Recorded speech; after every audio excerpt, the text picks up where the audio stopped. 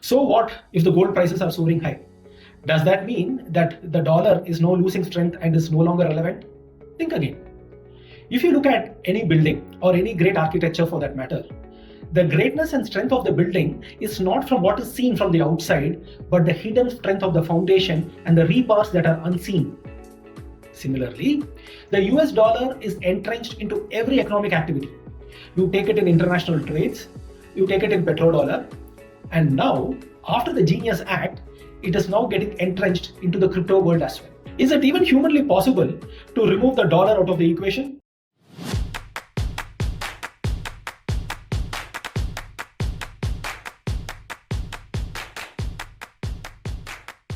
Gold to oil, from paper to blockchain. Dollar has changed its form but never lost its function. The world no longer needs America's gold, but it certainly runs on America's promise. In 1914 to around 1945, World War I and II destroyed European economies. Nations feared invasion, inflation, and currency collapse. So, they transferred physical gold to the United States for safekeeping. The US ran persistent trade surpluses, supplying food, weapons, and industrial goods during both the wars, and hence gold flowed into US as payment. In 1933-34, Donald Roosevelt nationalized domestic gold and raised its official price from $20.67 to $35 per ounce, and increases the dollar value of US reserves. So what is the implication? By 1944, the US owned about 22,000 metric tons of gold, which is approximately 2/3 of the then global supply. The dollar became the only currency credibly said as good as gold itself. The other nations were weakened, forcing the world to rely on the US stability. In 1944 comes the Bretton Woods Agreement, where the dollar is officially crowned. After World War II, the global economy needed a stable anchor to rebuild trade.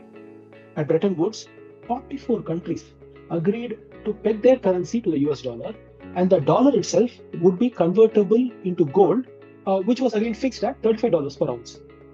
The US thus had both the largest gold hoard and functional industrial base, making it a natural global anchor. So, what was the implication?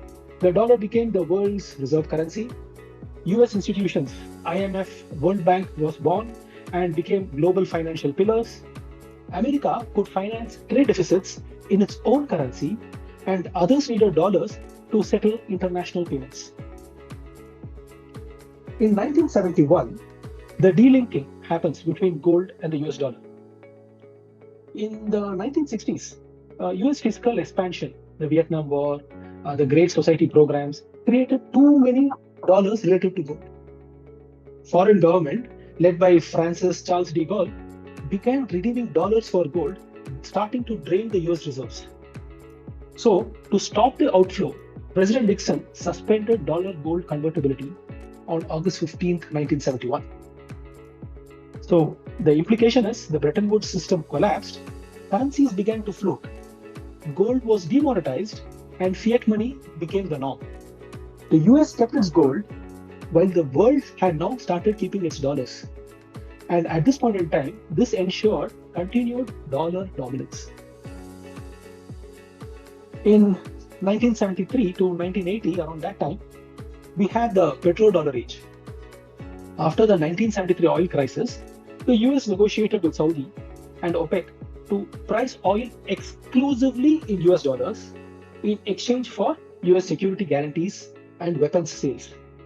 Hence, this forced every oil importing nation to hold dollars and pay for energy.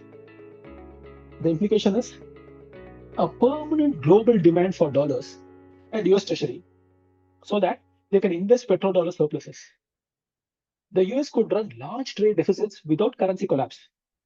The dollar replaced gold as commodity backing the global system, which is right now oil. The 1990 to 2000 was the age of the reserve currency. You see, the US had deep financial markets, a rule of law, convertibility. No other currency matched its liquidity. Globalization accelerated, and trade invoicing in USD became a standard despite the breaking of the Bretton Woods Agreement. And also because gold had now been conveniently replaced by the world over in central banks, which had now approximately 60% of their reserves in dollars. This helped in reinforcing the cycle of gold to that of dollar. Implication: the dollar now had become the de facto unit of global accounting for trade, for debt, and commodities. US Treasury bonds turned into the world's risk-free asset. America gained the exorbitant privilege. It could print the currency which others saved. Around the 1950s until date, you have what is called as the euro-dollar shadow system banking. Why it happened is very interesting. In the 1950s, European banks started holding dollar deposits offshore, outside of the US jurisdiction. That is because there were Cold War tension. For example, the USSR dollar balance in London made non-US banks prefer offshore dollar accounts. These so-called euro-dollars grew as global corporations and nations sought dollar liquidity without the Fed control. This created a parallel dollar system, massive, unregulated, and essential for global credit because these countries which wanted to use dollar were inimical to the US political needs. By some estimates, offshore dollar assets exceeded the onshore ones. The Fed influences but does not fully control this ocean of global liquidity.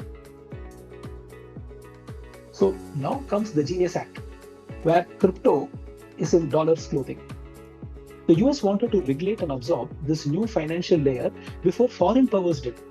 The Genius Act, guiding and establishing national innovation for US stablecoins, mandates only permitted payment stablecoin issuers or the PPSIs can operate. Every token must be fully backed by either the US dollar or the US Treasury. And they must be fully transparent to audits and AML compliance.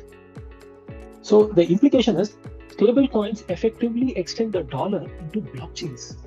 This creates a new demand for US Treasuries without adding domestic inflation, because in this case it is the monetary system which directly uses the US Treasury that is held by the Treasury Department, and it does not come directly from that of the Federal Reserve.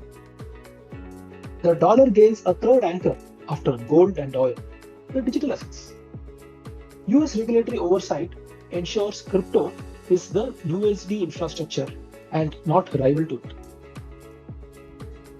In the next section, we will check how the PPSI, the permitted payment stablecoin issuers, how their part of the ecosystem works in the crypto world and how all parties are satisfied and happy. Stay tuned.